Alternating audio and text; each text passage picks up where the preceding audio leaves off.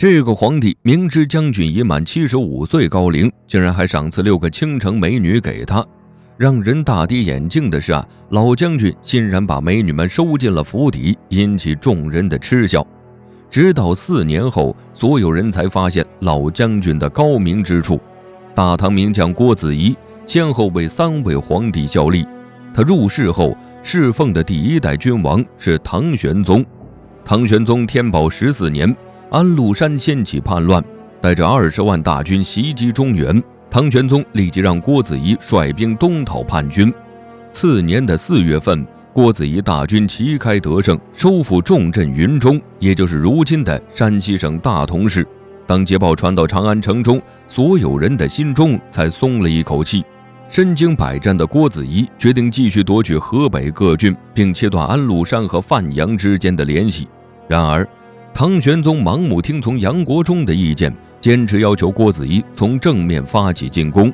郭子仪只能无奈地听从，最终潼关失守，长安陷入一片恐慌中。最后便发生了马嵬驿兵变。天宝15年7月，太子李亨坐上皇帝，历史上称呼为唐肃宗，这也是郭子仪侍奉的第2位君主。唐肃宗即位后，对收复失地心心念念，他提拔郭子仪当兵部尚书、宰相，兼任大都督府长史，将兵权全权交给郭子仪。唐肃宗随后还向回纥借了15万军队。在兵力合并后，唐肃宗任郭子仪为副元帅，让儿子李煜，也就是后来的唐太宗，为天下兵马大元帅，去收复潼关。之后安史发生内讧，安禄山被杀，郭子仪带领大军和敌人激战足足1天1夜，最终将洛阳成功收复。此战之后，郭子仪被封为代国公。公元762年4月，李煜坐上皇帝宝座。内官程元振心思叵测，用离间计破坏唐太宗和郭子仪的关系。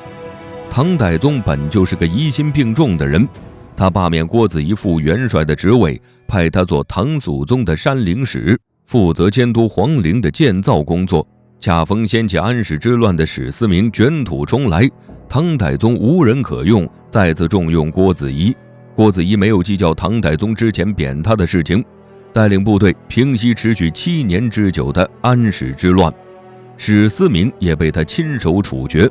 这段和平的时间没有维持多久。公元763年，吐蕃胆大包天，趁机攻入中原。10月占领奉天，也就是如今的陕西乾县，不多时便打到长安城下，吓得唐太宗仓皇避难。这个时候的他想到了郭子仪，下诏任命他为关内副元帅，平定乱军。此时的郭子仪身边只跟着20余骑兵，他没有迟疑，直接带着骑兵们赶赴武关。此时他也仅有4000可用的人马，而吐蕃军是唐军的好几倍。郭子仪没有胆怯，用声东击西的方法将吐蕃军打得落败而逃。失守15天的长安这才回归唐朝的怀抱。唐朝中晚期最值得让人尊敬的大将军是谁？非郭子仪莫属。他平息多次战乱，仅用15天收复长安。等唐太宗重回长安后，他感慨自己没有早点用郭子仪，还赏赐给对方丹书铁券，也就是所谓的免死金牌，还在凌烟阁为他画像，表彰郭子仪的中兴大唐之功。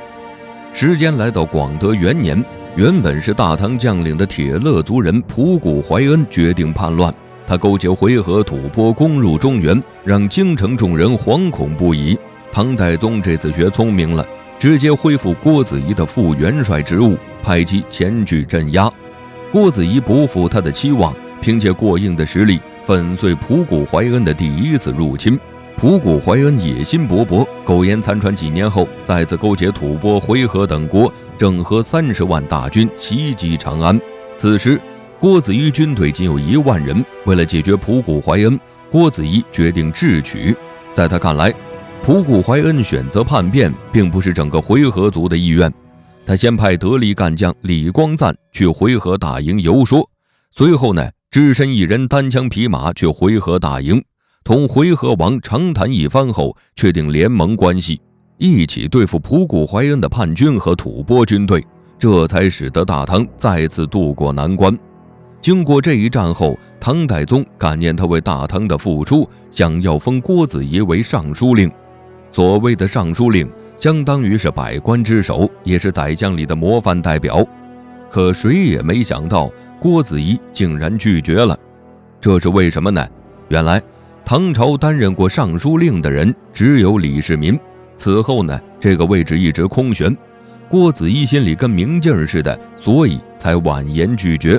唐太宗没有生气，反而更加热情地让郭子仪接受这个职位，比如下诏书让文武百官以他马首是瞻，送500执戟一跟从，赏赐教坊乐等。而郭子仪依旧拒绝了，他跟唐太宗表示自己坚决不能做尚书令。唐太宗看了很感动，大手一挥，赏赐6个绝色美人给郭子仪，还大方地附带了很多金银财宝。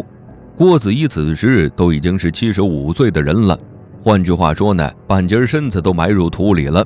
唐太宗竟然还赠送6个美人，到底是为了感激他对大唐的付出，还是让郭子仪落下让人讥笑的把柄呢？我们来分析一下郭子仪在唐朝的地位。大唐很多次动乱都靠他率领后得以平息，在民间和朝廷上他的地位可想而知。其次是唐太宗和郭子仪属于姻亲关系，曾把自己的女儿嫁给他的儿子。郭子仪这样一来呢，也称得上是皇亲国戚。那么在功臣和皇亲国戚加持下的郭子仪，居然还被皇帝赠送美人，这显然是别有用心的。当时所有人都只在背后讥笑郭子仪是个好色之徒，根本没有在意唐太宗的用意。直到公元777年，唐太宗除掉宰相元载，贬了王进的职位，这位大将军收纳美人，才让人明白了用意。他辅助过3代君主，先后帮助皇帝除掉2个掌权的宦官，巩固了皇帝的权力，最后却被处以死刑，了却余生。元载同郭子仪一样，为唐朝3代皇帝效力过，来到唐太宗时期，获得皇帝很高的信任。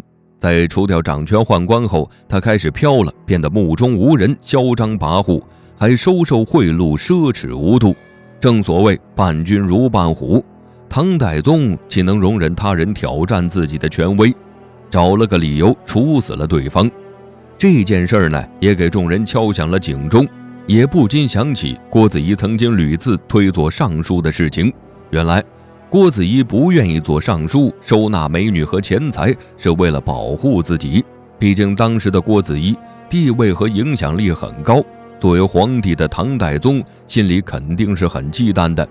如何打压郭子仪，成了唐太宗心中的难题，以至于才有了赠送美女和财宝一事。在他看来，一个有污点的将军远比刚正不阿的将军更好掌控。然而郭子仪早就猜到了他的心思，于是顺水推舟收了美女进府邸。此后的生活呢，也变得奢侈起来，为的就是打消唐太宗的顾虑。实际上郭子仪对待手底下的士兵也很有一套，他带兵时会答应士兵城破后可以掳掠财物，一是为激励士兵迎战，二是为了和士兵打好关系，避免被人从背后捅刀子。看到这里，肯定有看官疑惑了，郭子仪爱不爱美人呢？其实他爱不爱美人根本不重要，重要的是让忌惮他的唐太宗认为他爱美人就够了。换言之，他是个怎样的人都无所谓，重要的是向皇帝和外界传达他是个没有野心的大臣，一个有污点的人。这就是他的处世智慧，真是不得不让人佩服。